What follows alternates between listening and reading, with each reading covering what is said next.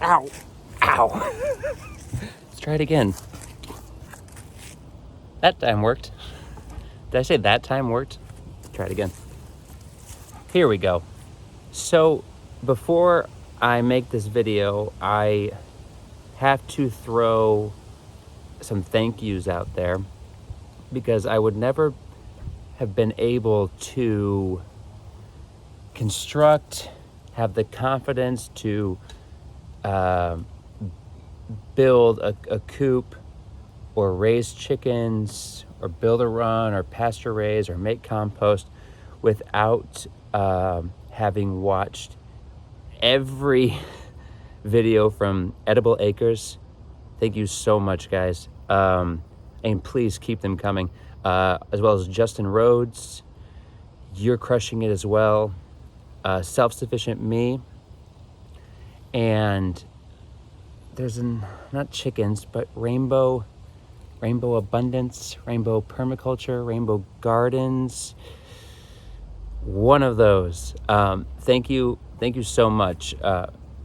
I'm really, really proud of where this is now and how much yield it could produce in during the growing season, and I could not have done it without y'all.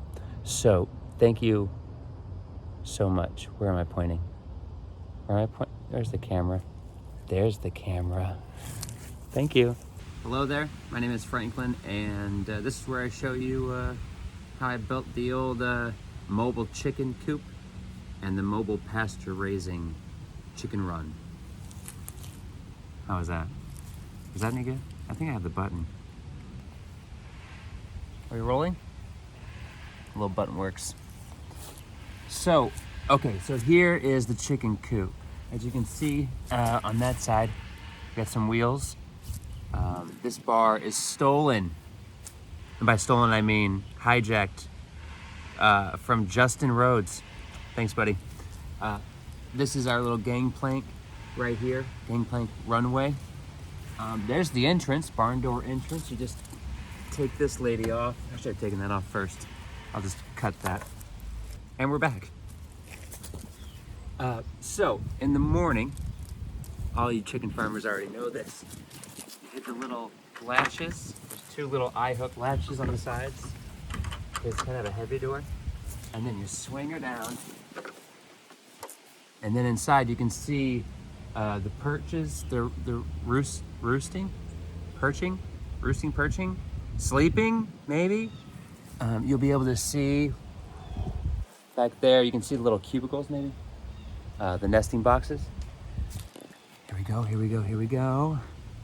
And then when they're out and about in the mobile chicken run for pasture raising, we'll talk about it later.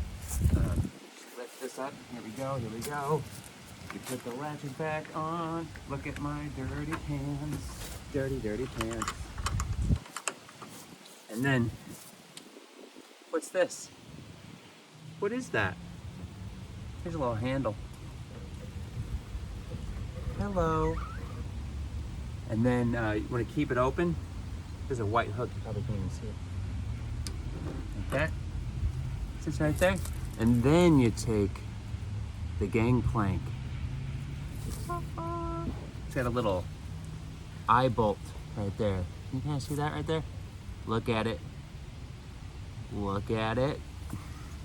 And then drilled a couple holes right in this piece of cedar siding. Just stick it right in there. And they go right in there. And then, when they're all in there, lift it right back up, get it out of there. You pull on the little drawstring here. Trapdoor, go for trapdoor.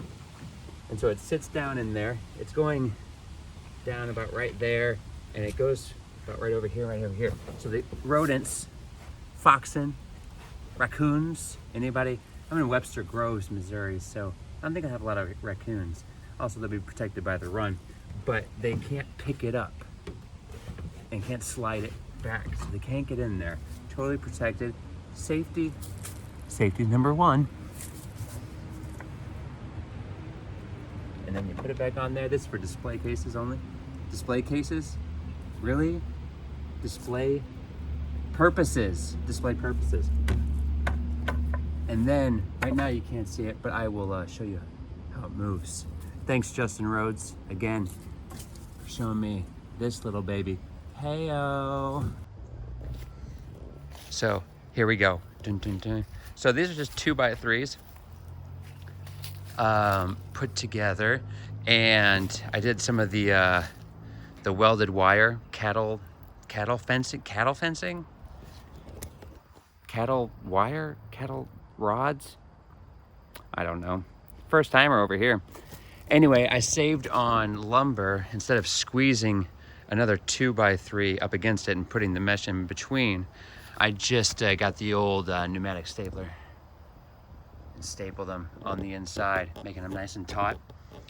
And I also got these little like plumbing straps, like 1/2 inch, and I put a low end on each side, and I put a high end. Oh, what am I doing? High end on each side, and threw a carriage bolt between them to hold them together. That way they can move mobily, they can work on hills, and I also put on every other one a middle piece so that I can tee the walls.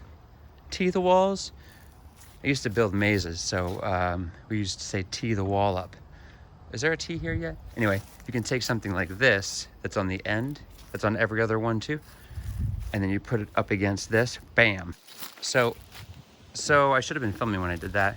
Also, these things are cheaper than hinges, but they also work as hinges. So if I have the Coop right there, I have an extra, don't know my words. Here we go, you just close it up right there. Boom. Okay. So this is just fiberglass, corrugated fiberglass for the roof. You go a little bit further, waterproofing system. Hey, look, there's a window, little airflow. This is double paned window. There's a leaf. I gotta get used to this, like looking at my, oh, it's stuck. Bye. Double pane for any other rodents, keeping them safe. Obviously that's the chicken wire. That is squeezed between that. It's stapled and squeezed. And then I did another layer. Whoa, that was really close. There's another layer in there, just in case they're extra relentless. They gotta go through 2 of them.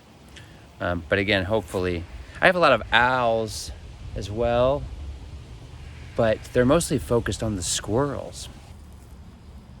And here's the back. I gotta get the button thing. Here's the back.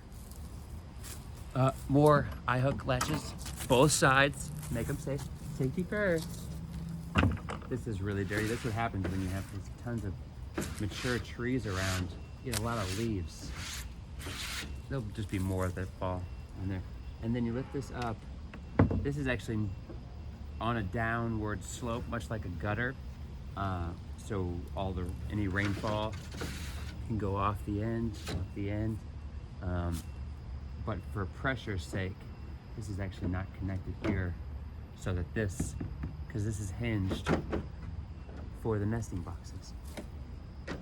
Isn't that nice? And then I forgot who it was. It was a YouTube star that told me about this, because these little like 1x2s, sometimes eggs can fall out when you want to grab them in the morning, and this will stop it from rolling down. And this whole thing is kind of pitched in a certain way where it's always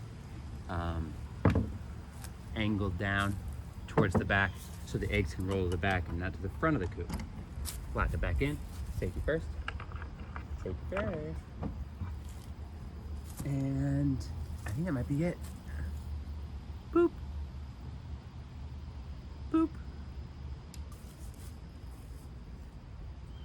And this is how you do this. You grab your little gangway plank, #gangway plank, and lift her up. Thanks again, Justin Rhodes. And then simply lift it up. My angle's off a little bit. And you just move it. Isn't that nice? And you just move it around. And then you can put the mobile chicken run around it. And then they can till this. And you throw some sprouted seeds down. You throw some food scraps. They're making compost. You're turning compost. And then you can really, this thing is going really low here. Look at my hair. Hello, hair. Then what you can do, more leaves, is regenerate, revitalize some of your soil. If you would like to plant natively in the spring, because right now I have about 4 inches of Midwestern clay topsoil. That's what these ladies are for.